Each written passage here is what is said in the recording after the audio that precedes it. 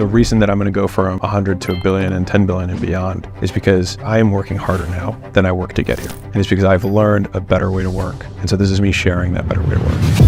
If I had thought the way I think about business now and work now, I would have been here faster. But for the court of Alex, I know what it's like for me to give it my all, and it's the absolute proudest I am of myself, and there's nothing anyone can do to take that from me.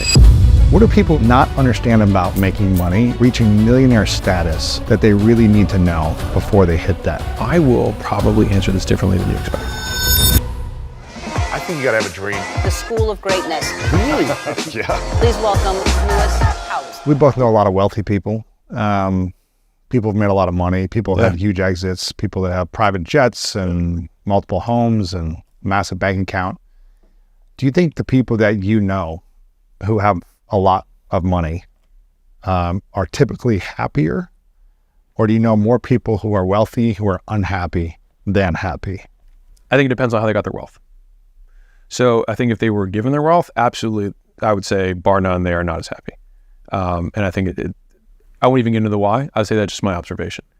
For the people who earned their wealth, I would say many of them are, I would probably say the same smorgasbord as the rest of society, maybe with like one movement upwards, because money cannot buy happiness, but it can help you avoid pain. And so I think that's the hard part that is difficult. It's the same thing as health, where like, money can help get the hospital, get you out of the hospital, hypothetically, but it's not going to get you into super fitness status. They're completely different continuums that people see as one straight line. And removing pain versus gaining joy, I think are two completely different journeys. And so I think money helps absolutely decrease the punishment that we experience in life and the pains that we have to deal with, or inconveniences, for sure. Why do you think some people, I agree with that, and there's also some outliers where it seems like people with a lot of money almost have more problems, more pain, more stress, more overwhelm. Yeah. Maybe it's too much to handle, or everyone wanting something from them, or everyone's expecting something now from them. How do you learn to manage the approval or people-pleasing of others once you have more money, especially your own family, your own friends, who are now saying, oh, you've gone beyond where the rest of us are financially, and I want some of that, or I have an expectation. How do we overcome that, navigate it? I wholeheartedly reject all of it. Reject what? All of it, any expectations of me. And so my litmus test for doing deals, for giving jobs, any of those things for people that I know, is that you have to, it's actually the first conversation I had with Layla when it was our first date. So our first date, I pitched Layla on quitting her job and working for me, because I was like, this might not work out, but you should totally work for me. We'll make a bunch of money together. And I said, this compensation has to make sense for you independent of our relationship. So like, if we're not together, does this still make sense? If it makes sense, then we're cool. It's on your first day of dating. Yeah. If we're not together in a week or in 2 months, would this still work for you? Yeah. Yes.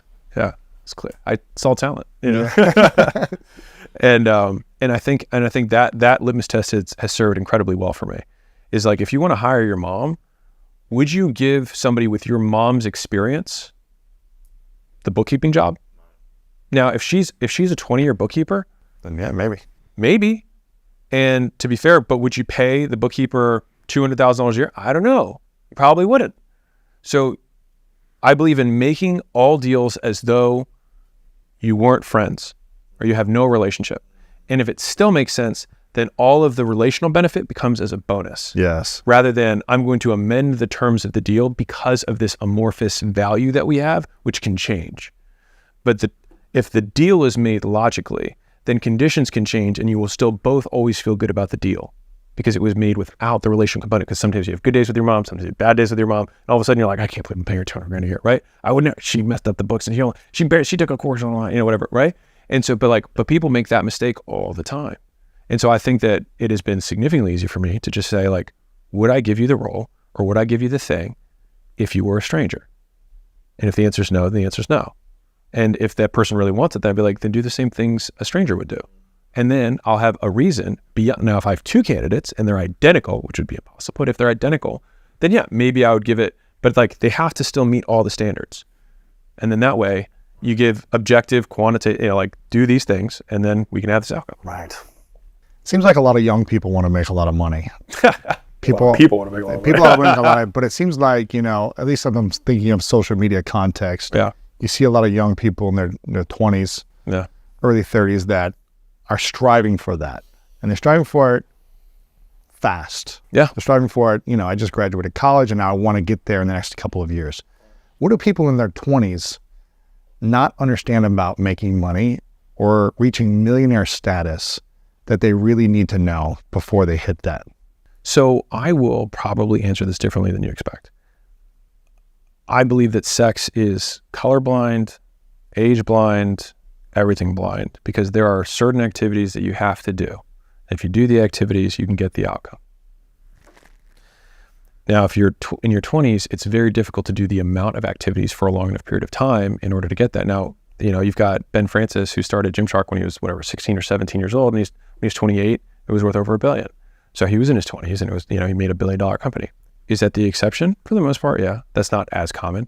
I became a millionaire when I was 26 or 27. I can't remember. It was between 26 and 27 is when I had my first $1 million in my bank account. And so, but I started business when I was 22. And so I still had 5 years in. And now that's still fast. Don't get me wrong, it's still fast. But the accumulation of knowledge, because I spent almost all of my excess income on education. And so I wanted to pay down my ignorance tax as fast as I possibly could. And so rather than buy the Bentley or buy the watch so that I could flex on it, I still split a room in a house with 6 other people while I was making $20,000 a month take home.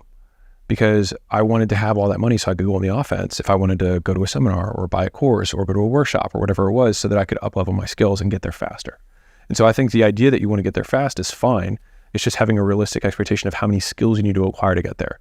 Because if you have all the skills, because I think we'll have continuously younger and younger and younger millionaires and billionaires that are going to continue to happen, because now a viral idea, Taylor Swift was 16 when she started recording music. That was a long time ago, right? She's 33 now. Now she's a billionaire. You keep showing up consistently and building it. Mr. Beast is a billionaire. Yeah. He's 24. Crazy. So it's going to continue to go down as the access to education increasingly gets democratized, so more people can access it for free. And so a 9-year-old can watch. There's nothing that stops a 9-year-old from making and running a Facebook ad. There's nothing. And usually they're more tech savvy anyways. Maybe they just got to get a credit card or something. Sure, yeah. And so, yeah. And so but if we break it down to the physics or the action, it's not that hard. There's nothing that prevents people. And so I think that the level of competition will continue to rise. I think young people are more tech savvy, and so will in general have a continuously improving competitive advantage over older people, because the rate of technological change goes faster. And so the advantage of being young versus old is actually, I think, going to continue to expand, because tech moves so fast now that I think there will be more. What do you think about, I had a mentor once told me when I was 24, when I was broke on my sister's couch, and I was living for free. Yeah. I was not paying rent. I was, eating leftovers. Good life, man. And I remember saying to a mentor, I was like, man, I could really use some money right now. I could really figure out how to make some more money. Mm-hmm. And he said, money comes to you when you're ready for it. I was like, I feel pretty ready. Sorry. And he goes, yeah, it could come, maybe you get it and you're not ready and you lose it all because you're not emotionally ready. Yeah. So what advice do you have to people in their 20s who want to make a lot of money, but if they're not emotionally ready, what might happen to them? Everything is trainable.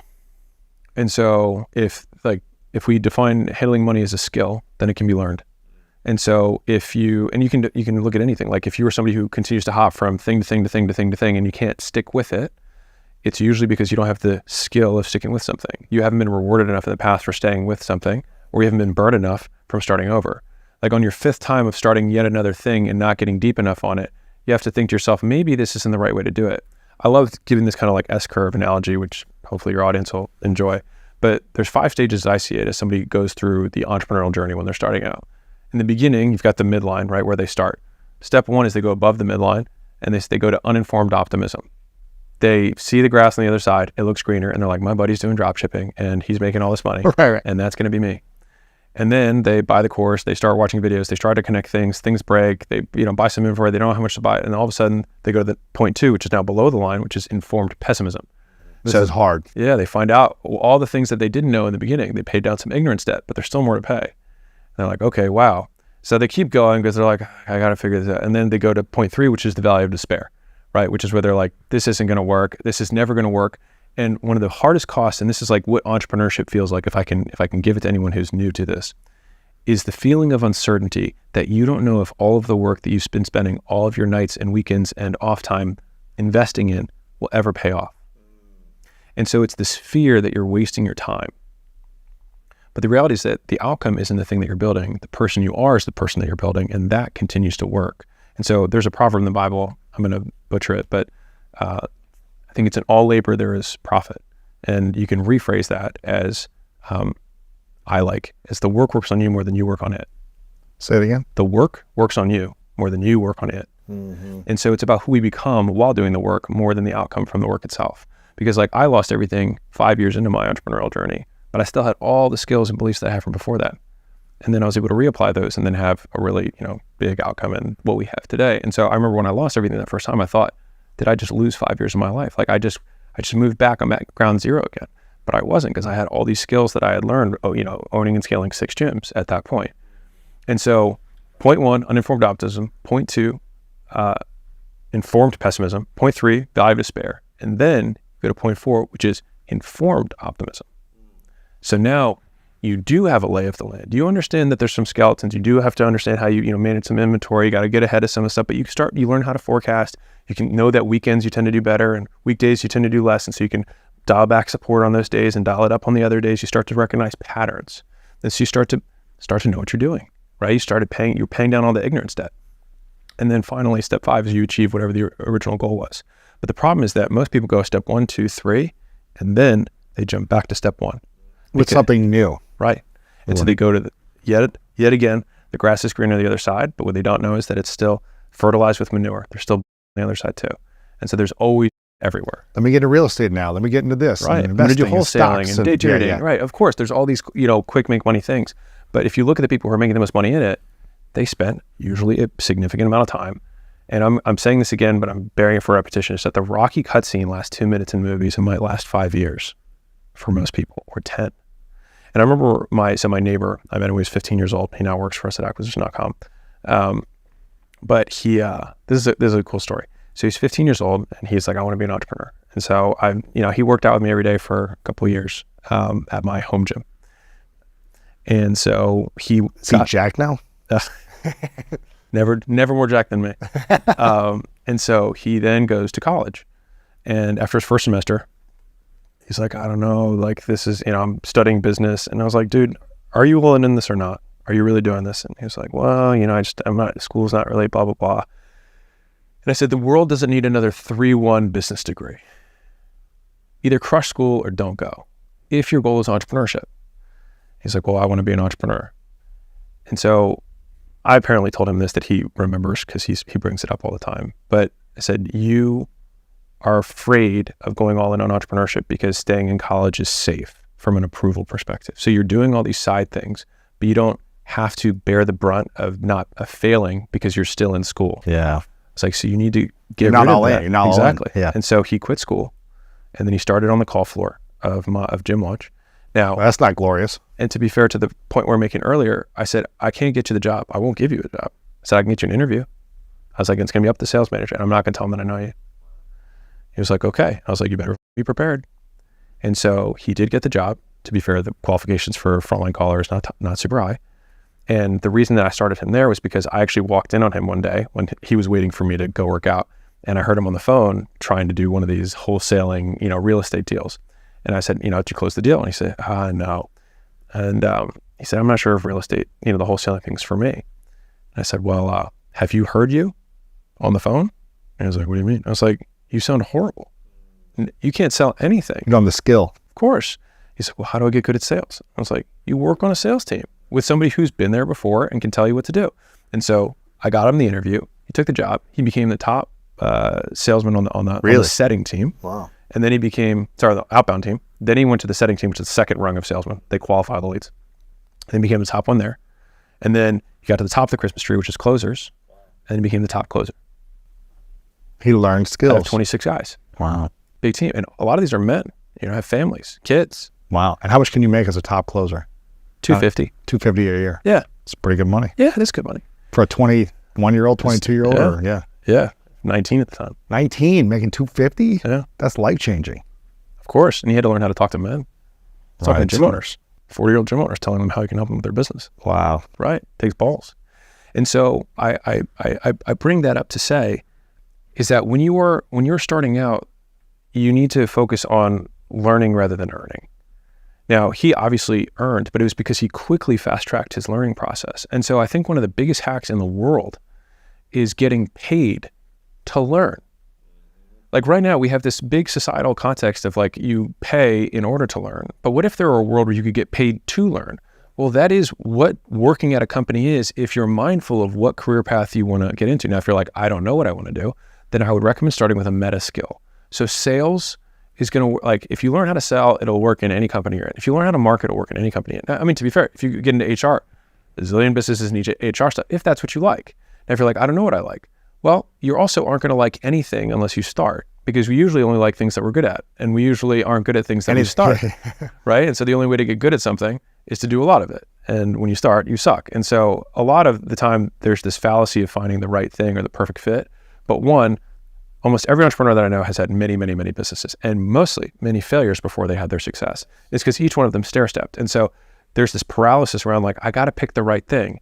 And it's really, you got to pick something. And then you'll learn all the inadequacies that you have no idea about once you get into it. Like I started a gym when I was 22 years old, like brick and mortar, signed a lease, Yeah, you say should have done that. $50,000. Yeah. It was stupid. I had no idea what I was doing, but I did sign, kudos to younger me.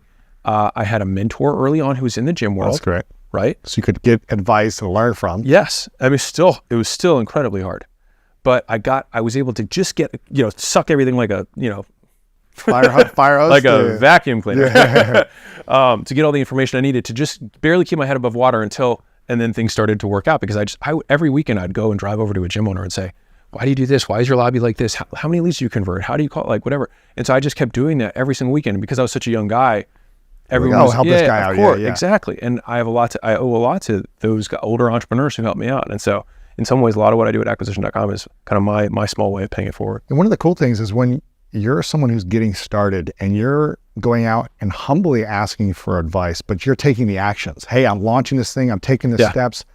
I'm just trying to figure it out, but I'm taking the actions and I'm in the process. People usually want to give advice and support and say, hey, why don't you come check out and we'll go out for lunch or whatever it is. But if you're just saying, I want to do this, but I'm not taking any action, people are less likely to help you. Maybe they'll help you a little bit, but if they see you struggling and trying and leaping before you're ready, it's like, all right, cool, let's help you get it going.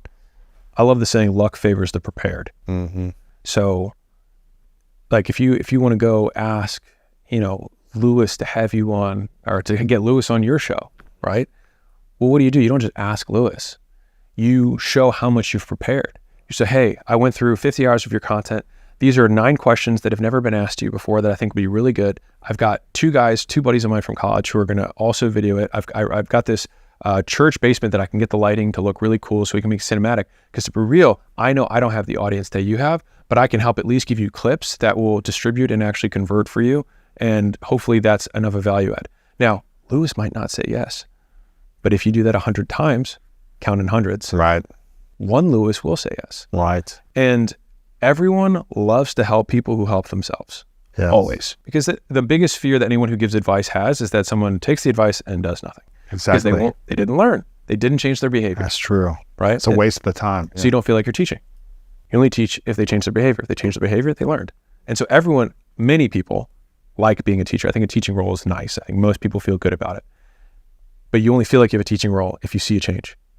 And someone takes action, right? Yeah. And you can hack the whole system if you just show people that you'll take initiative. 100%. If you take, that's what happened for me early on. I was just taking a lot of action, and people were like, they wanted to add me in the room. They wanted me at the table because I was willing to take action. Even though I was young and broke and struggling, they were like, hey, this guy's showing up. I would go to every conference that I could in kind of the social media blogging world early on, and somehow get to the late night dinners at 2 a.m. with all the speakers. And they were like, hey, why don't you come tag along, young guy, you're bringing us a lot of joy at least, Yeah. right? Even though you have no clue what you're doing. Totally. You can't offer anything else but joy. Yeah. But you're asking me some interesting questions that people don't. Yeah. So yeah, I'm happy to talk about myself for another Yeah. 20 minutes. Totally. And you get in the room, you get access, and you take action, people will want to keep supporting you Totally. because you're applying their teachings. And people like that. Makes them feel important. It does. It validates, oh, I know something about what I'm doing. Yeah. And that's good. You want to keep helping this person grow. What do you think your 85-year-old self needs to tell you now to get to where you want to be faster? Oh, it's funny that was the question. I mean, he would tell Speaking me. of the mentors. You know? Yeah, no, I mean, he would tell me, why do you want to go faster? Be like, why can't it take 10 times as long? From 200 to a billion? Sure. Why not? Like, why does it need to be 5 years or Right. 10 years? Why Right. can't it be 50 years? Right. If it took 50 years, but then it all happened at once at the end, would you like that? I don't know. Right. It's, it's kind of like the man who lives an amazing life and the last day everyone finds out he's a fraud, or the man who lives his entire life with everyone thinking he's a fraud, and then in the last day of his life, he's proven right. Which one would you rather be? If you're gone, you're not going to get to experience the fruit of it Right. all. But Interesting question, though. yeah, Right? it's like the painters that become famous once they're dead. Yeah. And so I think, 85-year-old me, I'll tell you the recurring things that he works on with me. Patience is a big one. Focus is a big one. Sticking with what I committed to. Focusing on the controllables of like, what are the activities, what are the actions that I have to take? And being okay with potentially varied outcomes. Sometimes it's good, sometimes it's bad, but being consistently divorced from the outcome, but trying my absolute damnedest to make sure that everything that is in my control was done to the utmost. And we started there, but it's hard to understand the context. Like you hear people say this, like it's about the journey, it's not about the destination. And you hear people say like, it's about doing the stuff. It's not about the outcome. And you're like, yeah. It's easy for you to say when you have the outcome. Right. When they've already made the money. Of course. I get it. But if you can make that flip, like it's just, the hard part is the action is so much greater. If you really measured yourself by the actions you take, then you might be embarrassed. So you really hope to measure yourself on the outcome because you can get by on sometimes winning when you don't deserve it. And so 85-year-old me never lets me win when I don't deserve it. Ooh, man, I would rather lose, but know I gave my all than win and be like, I just kind of just barely showed up today. Right. You would know. I won, but it's because I had an inferior opponent. It's not because I played my best. It sucks to lose. Yeah. But to know, man, I freaking gave everything, every ounce of my energy and every trick and skill that I had to play this game and win it. I came short. It's going to sting. It's going to hurt. But at least I know I don't regret the effort that I put in. And I can be, like, here's a great example. This still haunts me today. Yeah. 2002. It was October. So it's 21 years ago. Is that right? October 2002. You're old. Yeah, almost 21 years ago. Is that what it was? Were you 7? 2002. We're playing, I'm playing football at Principia College, small school in Illinois. And it's my sophomore year there. My freshman year, I went to another school, so I transferred into this school. We're playing, and it's a tight game at home, back and forth. Can't remember the final score, but we lose by a touchdown. I score 3 or 4 touchdowns. I think I got an extra point. I got a 2-point conversion, and I had 17 catches for 418 yards. And we lost. In the last couple plays, we didn't score to go and win. And I remember being the last one out of the locker room. I was in the shower. I was so upset that we lost. And my coach comes in. It's kind of an awkward moment because I'm in the shower, an exposed open shower. Yeah. I'm just like kind of pouting and like sad and depressed or whatever. And just like in there, everyone's gone. Yeah. I'm sad we lost the game. And he kind of comes around the corner and says, "Hey, Lewis, good game. Just to let you know, you broke a world record today." And I go, "What?" And I go, "What do you mean?" And he goes, "Yeah, you had 17 catches for 418 yards. No one's ever done that in the history of a football game. You're a new NCAA all-record holder." And I go, I'm sad and depressed and Yeah. angry because Yeah. I didn't do more to help us Yeah. win, and we lost. Yeah. And at the same time, I hear that I did something that no one in the history of the world had ever done in a football game. And it was tough because I felt like, man, we lost, but I gave it everything. Yeah. But I was like, but could I still give it more? It's like, Yeah. I don't know. Yeah. But I feel like, you know what, at least we didn't win and I played to a lower level and didn't create that result. Yeah. At least I created something that for me, I can be proud of, even if we lost. It still haunts me that we lost. Interesting. But I know because we were behind, I had to give so much more than I Yeah. was capable of. Yeah. And if we were winning, I wouldn't have gotten that effort out of myself. Uh-huh. So it's an interesting dynamic. Yeah. It is, because I would wonder if you had that same exact experience, but you didn't break the world record, or no one ever told you, whatever. Exactly, right. If you would still, because you said that you had the sting of the loss, and I wonder if Lewis today would feel that way, because because you said, like, I don't know if I could have given more, but I feel like on some levels, like, at least for me, like, sure, we can get into the hypotheticals of, like, you can always give more. Okay. Of course, yeah. But there are certain times from, like, I know I could sprint after the guy, even though I'm probably not going to get, But I could give it the last 20 yards. Yeah. Right, exactly. And I think that this is where 85-year-old me is the one that he is ruthless. And I love this David Goggins saying, I don't know if it's a saying of his, I heard it in one of his videos, but he said, there's no shortcuts for you, Goggins. And I just really love that. Like, he doesn't even look for them, because he said, you don't get those. You don't get shortcuts. There are no corners to cut. And that to me is like the embodiment of that 85-year-old self, because he knows if I could have sprinted or not. And so it's, if I can appeal to that man's incredibly high standards, which is why, like, commit to the journey is not the easier path. I think it is the harder path, because the standard is higher. And when you really do that, the winning does happen by default. But even saying that still makes winning the objective, right? And you're just saying this is a different pathway of getting to winning, but winning still kind of matters. It does matter. I think it's a both. The journey matters and the outcomes matter. The more Because the outcomes also give credibility. Yeah, They give more context. They give more experience. They give more wisdom. Yeah. To the teacher. Oh yeah. If you had no outcomes, but you said, look at all the efforts I put in, though. Yeah. But I put in 10,000 hours. Yeah. But I haven't sold a company. I haven't built anything because this is really it didn't work. Yeah. You need a both and. Yeah. This is really interesting, because so I think I'm like really liking this. So from a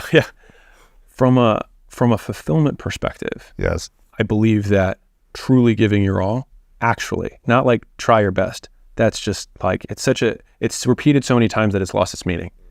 But leaving everything on the field, having the tank on 0 or empty when you walk off, and truly knowing and looking at yourself in the mirror, like, I could not have done anything more. And it's tough to do that, because we're naturally built to conserve effort, right? And so you really have to push and overcome the internal mechanisms that you have that say, don't sprint the last 20 yards. Could I put a little more? Yeah. Right. And that's why, like, when I walked on stage for the presentation, I was like, I have done this before.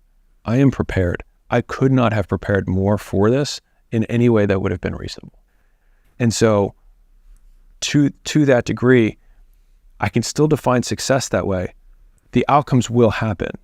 And I think it's still that little thing where it's like, do this in order to, you have to cut off the in order to. I really genuinely believe that, because I remember when I was in my retirement year, which is, I still own the company, but we were in the process of selling. I had nothing to do. And it was an incredibly depressing year for me, which is why I've oriented my whole life around work, because I really enjoy it. And I remember getting really angry about this and thinking, like, it's not you work hard so that you can. It's like, the hard work is the point. Like, the point is how hard you learn to work. And that's the whole point where, like, what has changed from last year to this year is, like, my understanding of my capacity to work continues to grow. And so I am able to work harder, and therefore am more proud of the effort that I put into it, because, at least for me, I feel like I know in the mirror, did I give it my all? And if I try to play out, this is a stoic frame, but, like, if I had like a hurricane go through and we had not been able to launch because all the energy would have been gone, let's just say hypothetical, and we did all this prep. For your virtual event. Yeah. Yes. Would I have been proud of the effort that I put in? The answer would have been yes. You still be let down and disappointed that you didn't get to do the thing. Yes. But I think that it would have been short-lived, because I think that is like, you asked like early on, what has been the biggest difference for you specifically? And this has been whatever you can call it, superpower, secret, whatever.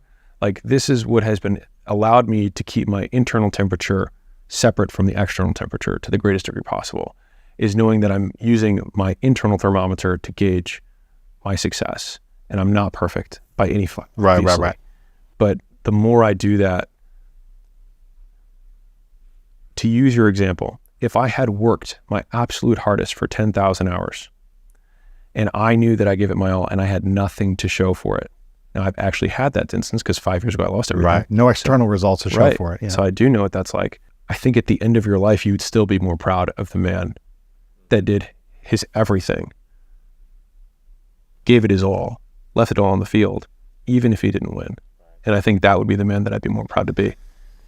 I hear that, and I'm also like, if I reflect back, if we would have lost every football game, Yeah. I think winning matters also. You've got to have some wins. You know what I mean? You got to have, if I'd have lost every game for 4 years, I'd probably been like, this is not fun.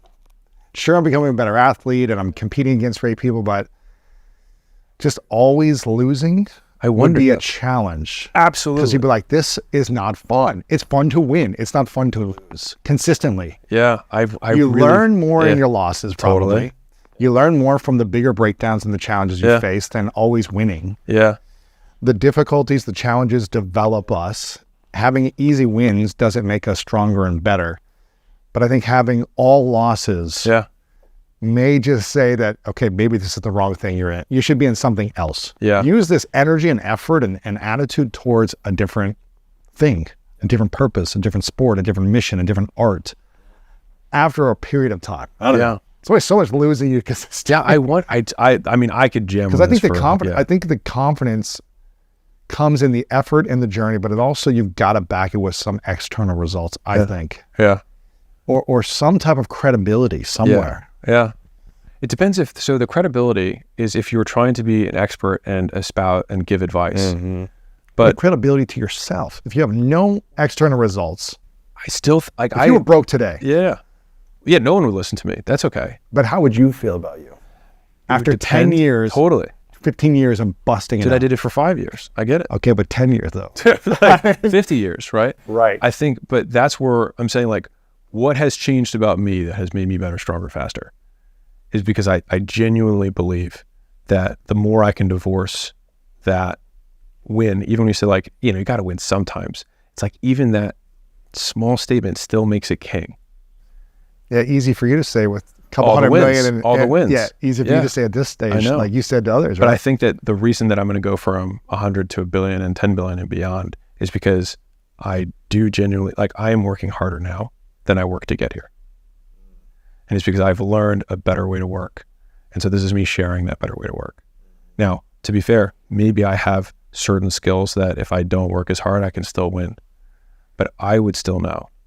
And so I think that if you can, like, if the whole point of anyone who's listening to this is that you can open up another level of effort, I think that is the next level of effort. Because if I had thought the way I think about business now and work now, I would have been here faster. And that's me catering to the audience who wants to win. But I'm saying I would have become who I am faster. And I think that as a result, I would have evidence that would support that for the court of public opinion. But for the court of Alex, I know what it's like for me to give it my all. And it's the absolute proudest I am of myself. And there's nothing anyone can do to take that from me. And that's when I feel bulletproof. And there's not many times I can do that. And so when I have realized how much work it takes to do something well, to gain the approval of my 85-year-old self, I also realized hand in hand that there's only a few amount of things that I can do. Because I have to be dramatically more focused, because the amount of work it takes to do something well is so much greater than I used to think, that I can't do 20 things if I'm going to do it well. And so it goes back to, like, one of my favorite sayings, which is, if it's worth doing, it's worth doing well. And the thing is that most people focus on the back half, but I think it's focusing on the first. Like, most things aren't worth doing. If it is worth doing, then it is worth doing well. Cut out the things that aren't worth doing. Right, so that you have all of the energy to actually give your all to something. And I would say this is that most things aren't that hard if you really try. It's that most people don't know how to try hard. They just don't have the skill to try hard. And so the number, I mean, you probably know the stat from the podcast world, right? Which is it's 90% of people only upload one podcast. Of the remaining 10%, 90% of them don't make it past 20 uploads. So to be in the top 1% of podcasters, you have to upload 20 podcasts. Right. It still may not be successful. Yeah. You still may get downloads, but you're doing a lot better than the other 90%, 99%. The price for excellence has never been so cheap. Yeah. It's showing up consistently. Everyone is so soft now that to win, you just have to not be made of glass and be willing to have someone tell you, I don't approve of your life. And you say, that's okay. Why do you think so many people are soft in our society today? Well, I think we've put a lot of guardrails up that prevent people from getting hurt. And I think that ends up resulting in people who don't know what getting hurt feels like. And they feel like it's death, but it's not death.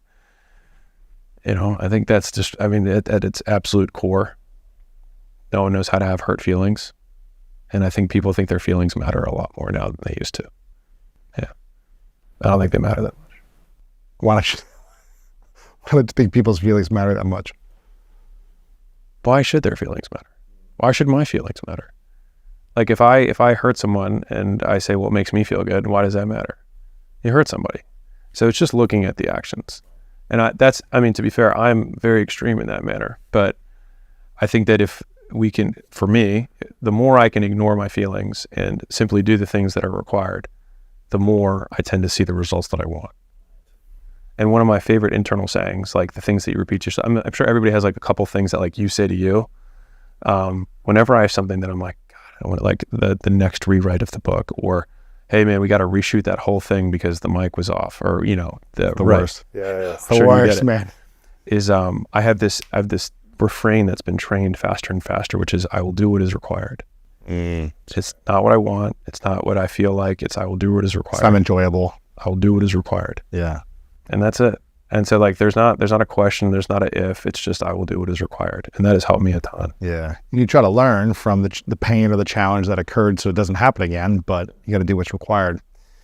I saw this clip recently of this podcast called the All In Podcast, which I see these clips a lot online. I want to start actually listening to this whole show, but I think they go too long. But they have a lot of great insights. Yeah. It's like these four like venture capitalists, and they're all billionaires, and they all like are puppet masters in their own world, right? And one of the clips was of a guy, I can't remember his name, but one of the guys who said he was spending a lot of time in Italy over the last month or a couple of months. And he was saying, you know, I really like spending time over here because my friends in Italy know how to relax. They know how to have great conversations. They know how to talk about life and art and magic and wonder and music, and not just focus on more money, because this guy's a billionaire, multi-billionaire. And he was like, there's more to life than just making lots of more money when you already have a lot of money. What do you think about a point like that, or a conversation like that, where it's like, you know,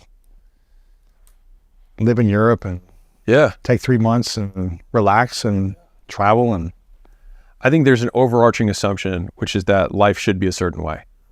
And I think that I would reject that notion. And so it's like we should, because implied in that statement, I think, is we should be more like them.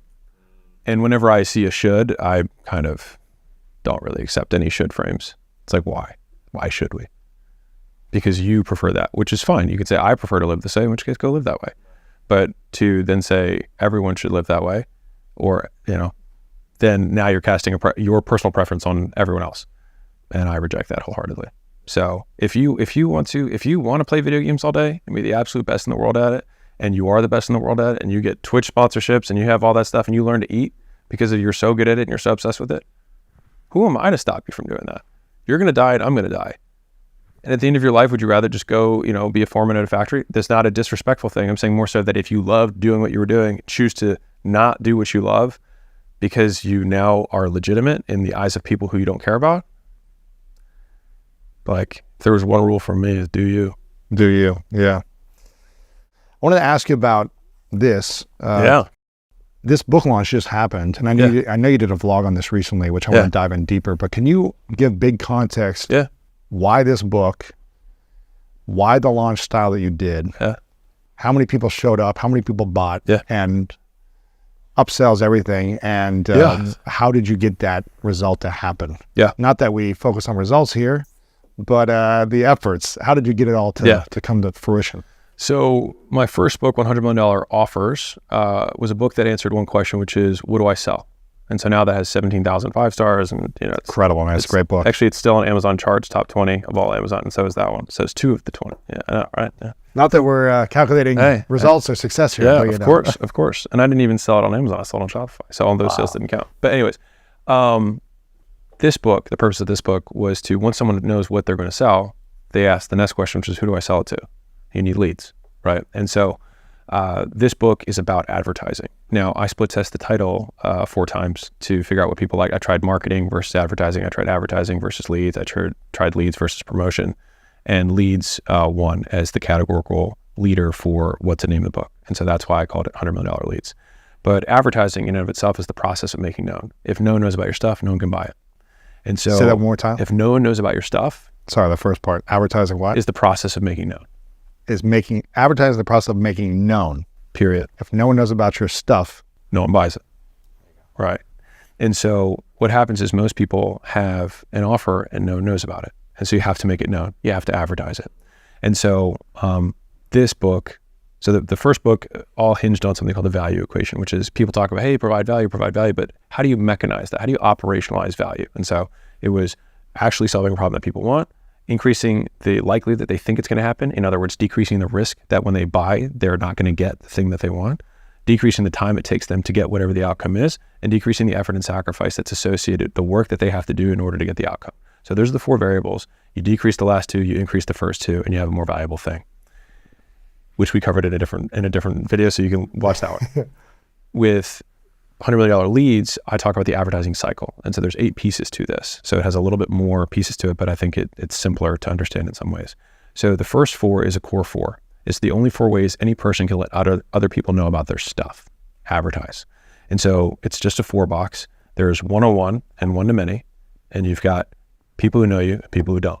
So if you're letting people who know you one-on-one, you are doing warm outreach. You reach out to your friends and say, hey, come to my book event. If you're letting people know one-on-one who don't know you, that's cold outreach. That's reaching out to strangers. If you're letting people know one-to-many, 2 people who know you, that's posting content. And if you're letting people one-to-many know who don't know you, that's running ads. So there's the only 4 things that you can do to let other people know about your stuff. Now, the natural question is, are there other things that you can do? The answer is yes and no. No, in that you can't do anything else. But yes, there are other people who can let people know about your stuff. And Right. And so there's 4, which I call the lead getters. So you've got customers who can send you referrals. Now, in order for them to send you referrals, they use the core 4. They either reach out to friends, they post content, they do the same 4 things. So those are the only 4 ways a person can let other people know about stuff. The second is you've got employees, right? Like, so when I was making content for the book, I didn't actually make the content. My team made the content, and then they posted it on my behalf. And so I got leverage on the amount of content I could put out because I had other people help me. From the paid ads, from the lead getter number 3 is agencies. So you can pay agencies to help you make content. You can pay agencies to help you run ads. And for me, for this book launch, I had agencies run the actual ads for the book. Right. Because we're a holding company. We don't actually transact. So it made sense to contract that out. But my team made the ads. Their team ran the ads. But it was still leverage. And then finally, we had affiliates. So that's another business who refers you business. Just defining for the audience. And they get a commission. Yeah. They get paid in money, free stuff, or both. Right. And so we had 27,000 affiliates. 27,000. And we had 104,000 people who attended from affiliates. We had 137,000 people. Holy cow. 137,000 people came in from paid ads. We had just like 210,000 people came in from content. Organic. Yeah. And then the outreach, and then I would say that employees kind of factored into that piece, right? And so I used all 8 methods in the book to advertise the book itself.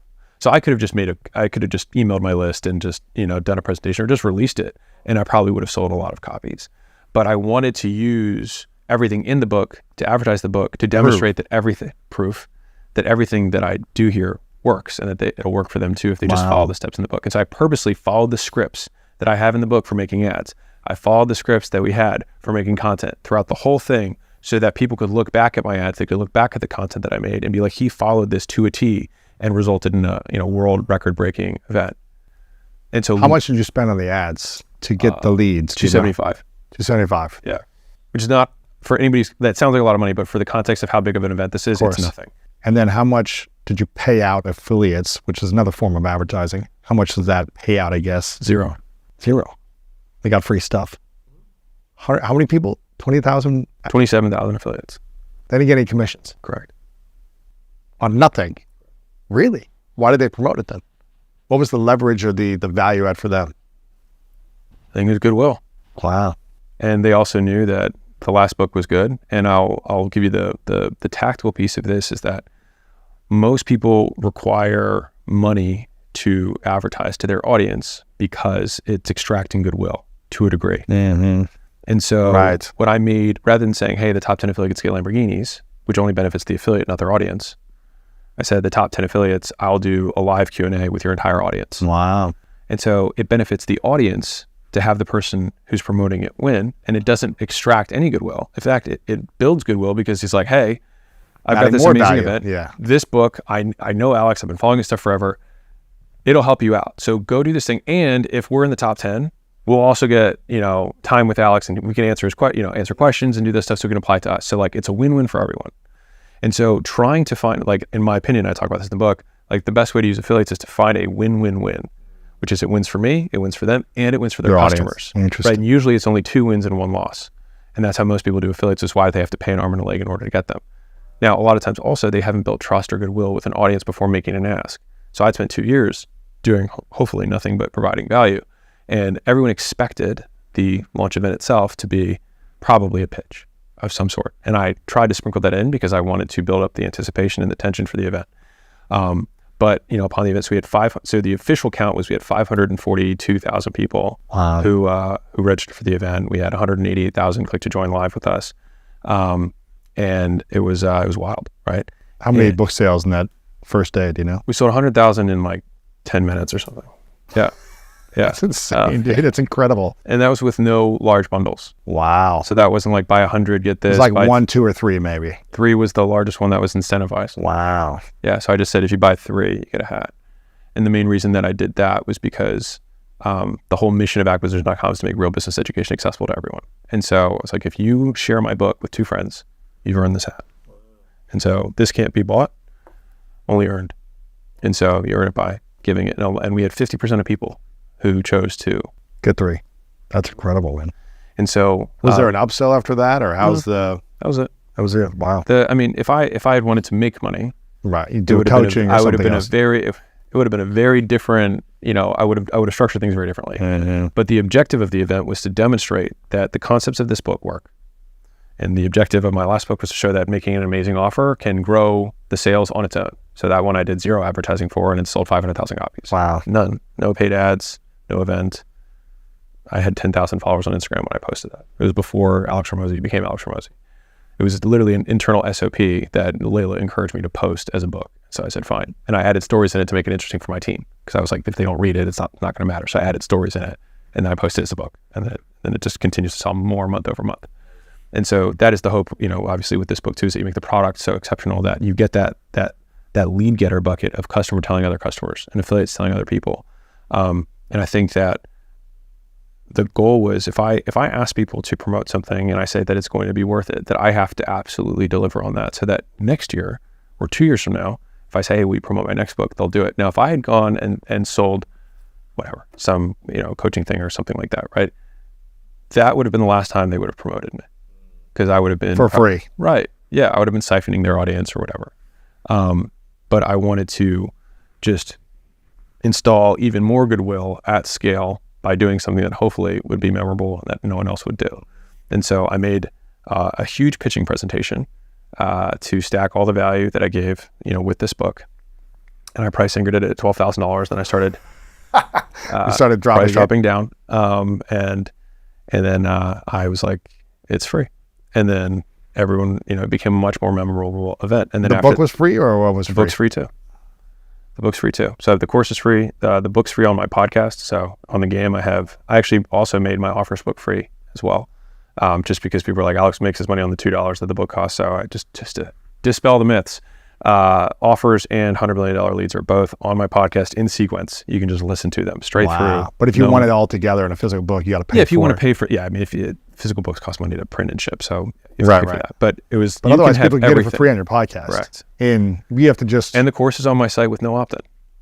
You don't even have to opt in for it. You can just have it. And so, what I will say this you might find this interesting, is that it's always the scariest thing in terms of giving. Like, giving is always scary, no matter how much you have, whatever it is. Like, if you work really hard on something, there's a part of you that wants to monetize it, right? It's innate to us, right? You want to get something back.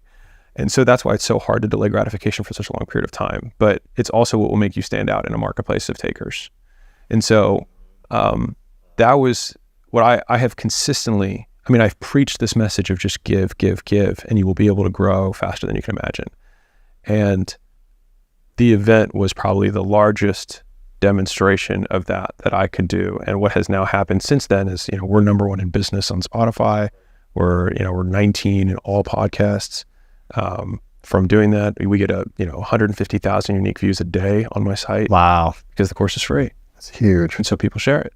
And that's the thing. And people share the podcast because they got value from it. And they know that it's a $20 book, I think, on Audible. Audible picks the prices for that. But but because there's intrinsic value, people will share it. And I think that's the thing, is people give away free fluff that sucks because they spend no time on it. And then people consume it, realize it's junk, and then associate that junk with the person, and then say, you have a junk brand because I've associated you with the one thing that I've consumed from you. And so despite the fact that your customer is only going to be 1% of the people that you ever advertise to or less, your reputation is made by the 99. Wow. And so if you want to control the reputation that you have, then you need to give away more stuff. And in a world where trust is going to continually decrease and the amount of information and content is going to only increase with AI and things like that, I believe that personal brands and trust and authority are going to be increasingly important. I think that more companies will have celebrity partners in order to gain trust, because cost to acquire customers on paid ads has gone up 100% in a very short period of time. When you have CAC, so cost to acquire customer, increasing at that rate, you have to have something that is going to counteract that, and that's what brand is. And so brand has never been more important than it is today, and I think will only increase in importance. And so this was a brand play. That's incredible. And so we sold 190,000 copies so far. The first week and a half, 2 weeks? Yeah, 10 days or 11 days, whatever it's Wow, been. man. Yeah. 190,000. That's crazy, man. Yeah, with no 1,000-pack bundles. It's amazing. Yeah, It's inspiring. How many pieces of content do you put out a day on all social media platforms right now? we put 300 a week out. 300 a week. Yeah. And if you could go back to 2 years ago when you only had 10,000 followers, Yeah. to now you have 5 million on all platforms in 2 years, what would you say to your younger self, 2 years younger, about the path to getting here? The honest truth, I wouldn't say anything because I wouldn't want to mess anything up. Mm. That's the real. Do you think you can get there by posting less? No, I think the volume is what, quantity creates quality. Like you learn how to do things better by doing more of it. And so I've wholeheartedly embraced that perspective when it comes to making content. But I do believe that it's not just because there are people who will post every single day and they get zero engagement, etc.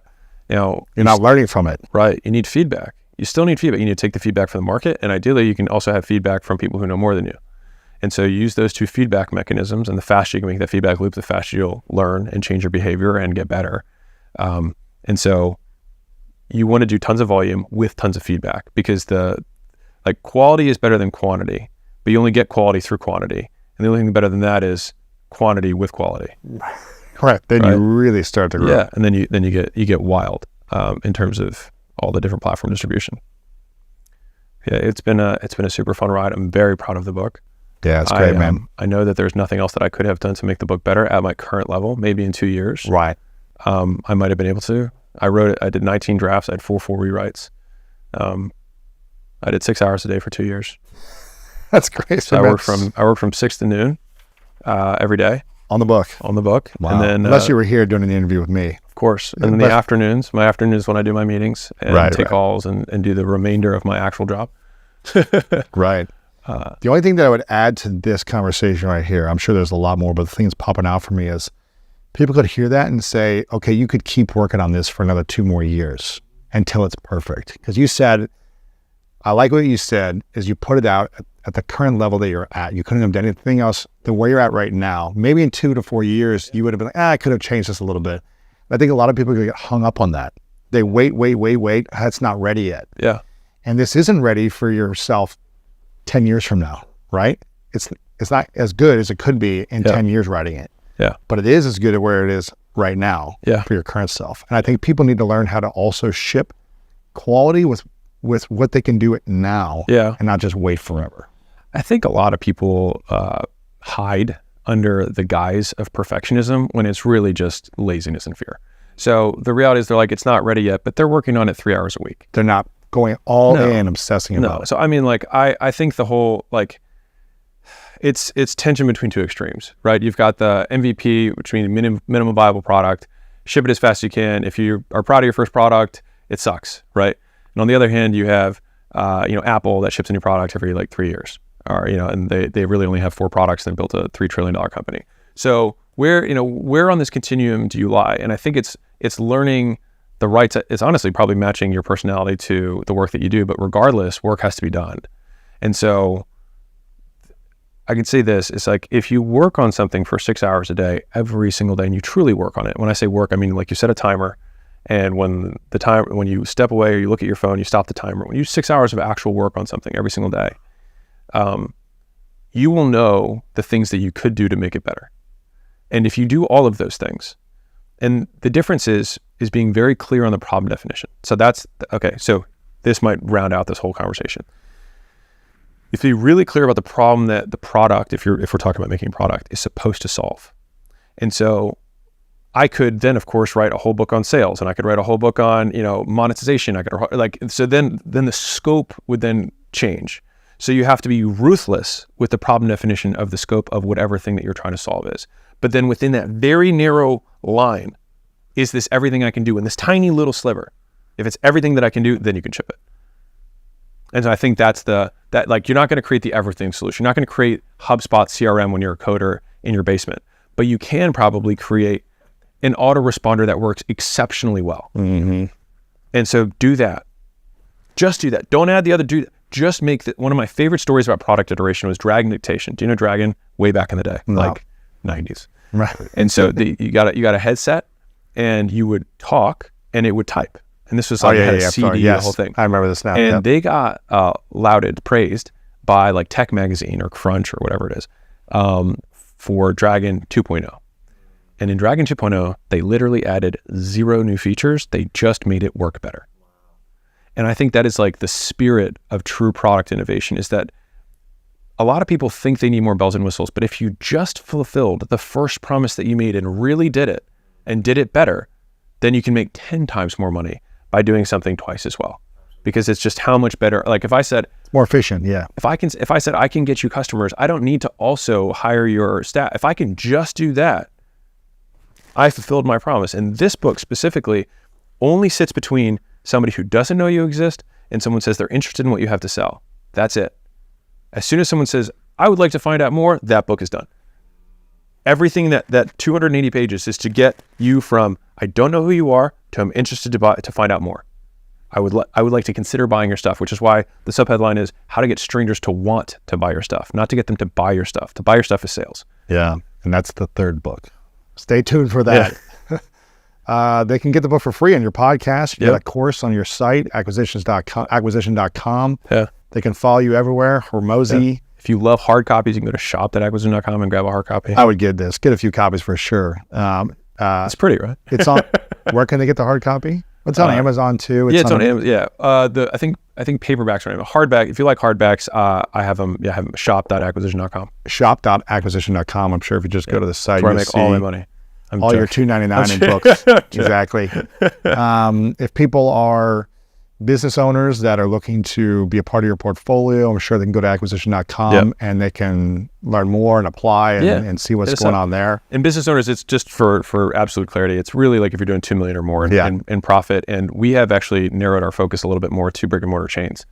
So we've just crushed all the brick and mortar chains that we have invested in. And so we are smart. We are at It's least also for what temporary. you know best of. You did brick and mortar. Yeah, I mean, So you're speaking into it. we've done You did gyms, physical we've done location. photography studios, we've teeth whitening. We've like if you have like a health or a beauty, I call them like body services, anything Tanning like, salon or exactly. Nail tattoo salon. removal, laser skin, hair removal, that kind of stuff. Like that is our Bread and our butter. jam. There you go. Yeah, that is our jam. They'll reach out to you. They can message you. They can go on acquisition.com. Get a few copies of the book. I think this is really inspiring. I love this stuff. I've been doing a lot of this for the last 10, 15 years on myself. And I went through this and I was like, oh, there's actually some stuff that I can really start to apply even better. Even though I've, mastered to a certain level, there's so many different things that I was pulling out from. And I was like, oh, okay, cool. I can steal like an artist. Here. So Control X. yeah, I was like, this is really smart. Yeah. So it doesn't matter if you're a beginner or if you're, got a big business, you're going to learn something from this. So make sure to get a few copies, give them to friends. I can't wait for the next one. I can't wait to have you back on in the future soon. Grateful for you, Alex. Thank you for being here. Is there anything else you want to add before we wrap up? You guys are savages. I appreciate you all. And man, I was about to curse. Can I curse on this show? We bleep it out, but you can. Okay. Anyone who tells you otherwise, do you? I actually think in some ways, the lazier you are, if you can get over the initial hump, the more successful you can be. Because what happens is if you give a hardworking person a problem, they give you a hardworking solution. If you give a lazy person a problem, they'll give you a lazy man solution. What's the easiest way to do this? Right. And a lot of times, some of the best problems in the world get solved by deciding they're not problems. What do you mean? It's like,